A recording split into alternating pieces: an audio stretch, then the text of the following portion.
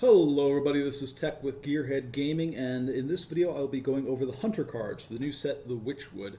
Hunter's in a little bit of an awkward spot with this rotation because it loses the linchpin, I would say, of its most recent meta strategy, which was a Barnes Yasharge plus a bunch of spells strategy. And while it isn't losing the other sort of backup win conditions that that deck had of Emerald Spellstone plus Secrets or Deathstalker Rexar, it is losing a big chunk of those sort of I win the game games, right?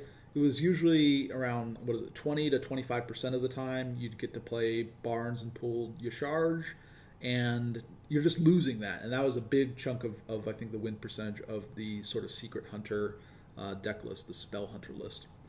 So it needs to look for something else. I think it does have the benefit, though, that Blizzard for a long time has been pushing these sort of mid-range hunter lists. They're not really fond of the aggro hunter lists, the go face, smork them down, but they have been trying to steer Hunter in a different direction. And so they've given Hunter a lot of really strong tools to do that.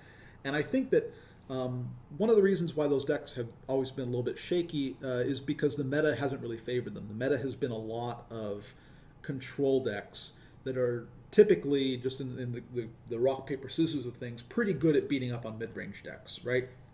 Aggro decks are usually pretty good at outpacing control, making a lot of control's big cards irrelevant because the game's over too quickly.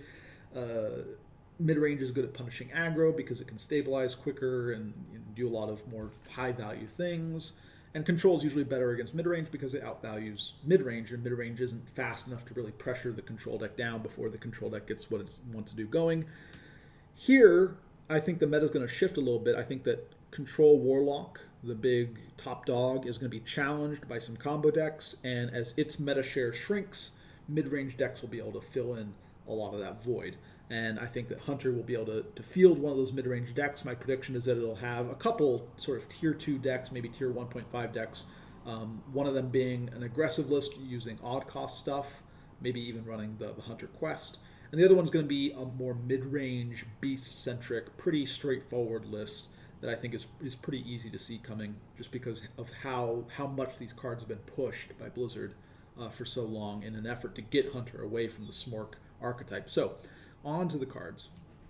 First off, we have one of the cards that I think fits really well with this mid-range plan, which is Hunting Mastiff. It's by itself a pretty strong and solid flexible removal spell. It's 2 damage for 2 mana, repeated as often as you like on that turn. And if you have extra mana left over, you can just make a 2/1, right? You don't need to run it into anything. If you want to, potentially, you could just be making 5 2/1s on turn 10 and just leaving it like that. You don't attack face with them or anything because you can't, but if they don't have anything to swing into, you could just fill your board with stuff, which is a nice, even more flexible way, or even more flexible option for removal to have. I think the big power from this, though, comes from its synergy with beasts and the ability for Hunter to leverage putting beasts on the board.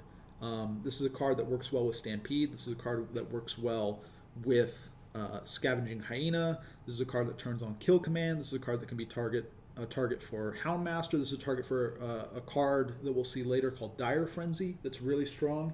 I think that this card is a decent enough card on its own and enables so much of what Hunter's trying to do. I think this is going to be a very impactful card. I think it has a pretty high meta significance. Even if it isn't like an all-star, it's going to be part of that glue, part of that role player that pulls the deck together.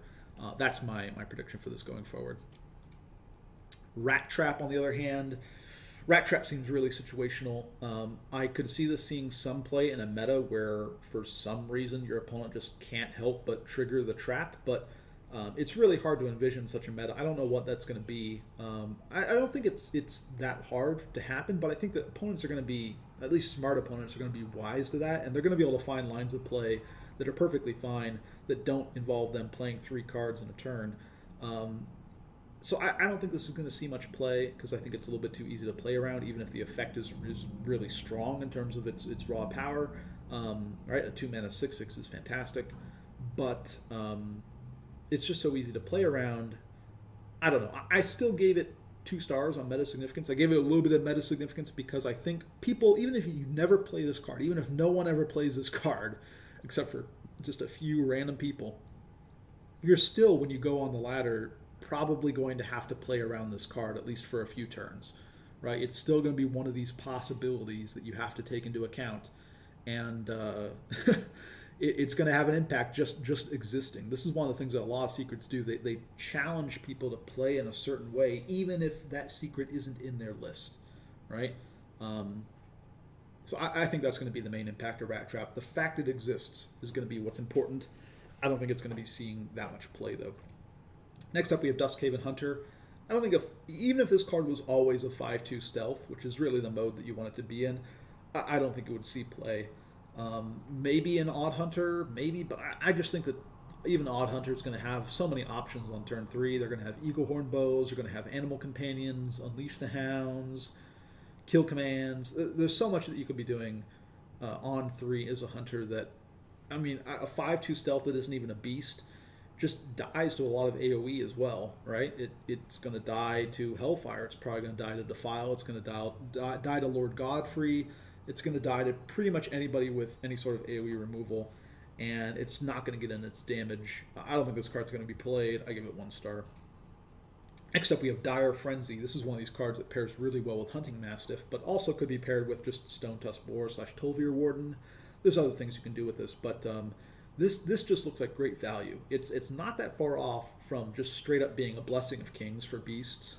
It's +1/+1 less, which I guess is kind of a big deal. I mean, that's 2 stats that you're missing, but the fact that you shuffle three beasts into your deck that all have that +3/+3 can be pretty insane, right? If I play Dire Frenzy on a Hunting Mastiff, then suddenly I have 3 copies of a 5/4 2-mana Echo with Rush, right? I could play, just with 1 Dire Frenzy on 1 Hunting Mastiff, I could play another 15 5/4s with Rush, right? That's pretty insane. That gives you a lot of sort of late game inevitability. That's the sort of value engine that I'm hoping a mid-range deck has to really let it punch through a lot of control decks. Oh, you've got a lot of nice Void Lords, but if you aren't finishing me off with Doom Guards or something, I'm going to have turns where I just play 25 power with Rush on the board and I pound my way through, right? Like you play a Void Lord, that's great. I play 5 5/4s with Rush. 2 of them kill the Void Lord, the other 3 kill off the Void Walkers, and I'm left with the board. That's powerful. That's like, this seems like the sort of longer game value that a mid-range deck is really looking to have. I'm expecting this to see play in these mid-range Hunter lists. I haven't been so bold as to predict that these mid-range lists will be like tier 1, and so the meta significance is still only 4 stars, but I think this is a card that's going to see play in those decks, and the better those decks are, the stronger I'd rate this meta significance, because this is just, I think, at the power level that you want to see in Constructed. Next up, we have Houndmaster Shaw. Kind of the same story, but less about synergies and more just about this guy being just an all-around good card. 4 mana 3/6 passes the vanilla test, that's fine, and giving all your minions Rush just seems really strong. I like this guy a lot. I don't think there's much to be said about him. I think you're going to plunk him down in pretty much all of your mid-range decks, even the ones that have a decent number of Rush minions already, just because giving the rest of them Rush is going to be pretty good. This is a card that turns a Savannah Highmane into a real threat, right? Because you could potentially, with that Highmane, just deal 10 damage divided sort of 3 ways with this guy on the board. So I think he's fantastic. I think that he's going to show up in a lot of these lists. I don't think he's going to be. I don't think you're going to like be super terrified to see him, but like he's a guy who will take games from people, right? There'll be turns where giving your minions Rush will just enable you to establish the board control. I think in particular, he's going to fit well into mid-range decks that are playing against other mid-range decks, right? Because you're going to get to start dictating the way that minion trades go, and that's a lot of the way that you're going to outvalue a lot of their mid-range decks is just through better minion trades. So I think this guy's going to see play. I predict him showing up. Next up, we have Toxmonger. This card has synergies. This card has pairings that it can work with. Obviously, this card turns things like Stone Tusk Boar into basically an assassinate.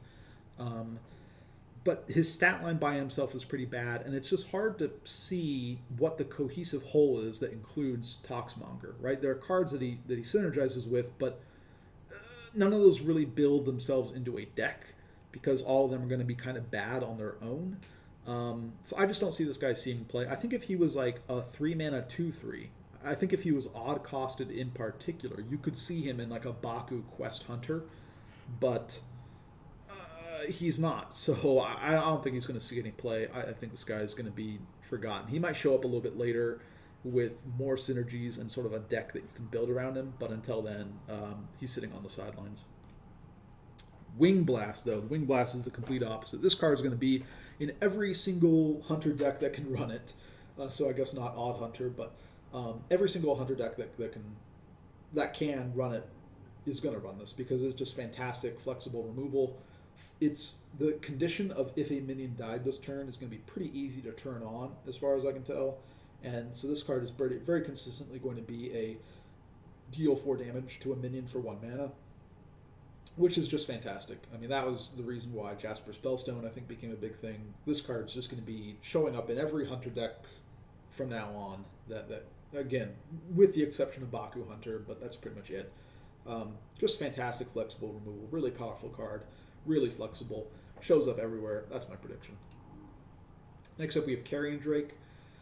There isn't really a dragon package for Hunters yet. This is kind of building towards one, but I mean, I guess eventually that day will come and maybe this guy will see some play, but just a 3/7 poisonous with no other benefits doesn't seem like enough in this meta. I just don't think that does things in this meta that's relevant.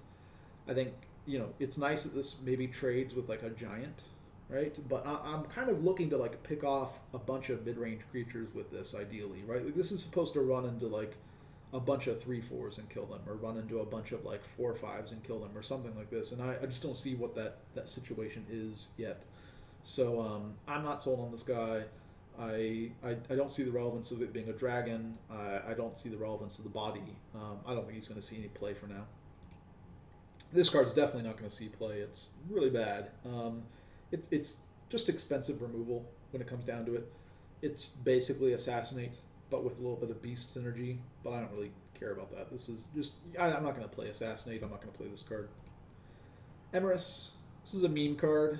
Last card in our Hunter class. It's been offered to us, but I don't think this is a card you're going to build around in a very successful, competitive way. I think it's kind of nice as a meme. There's probably some like weird combo things you can do with this.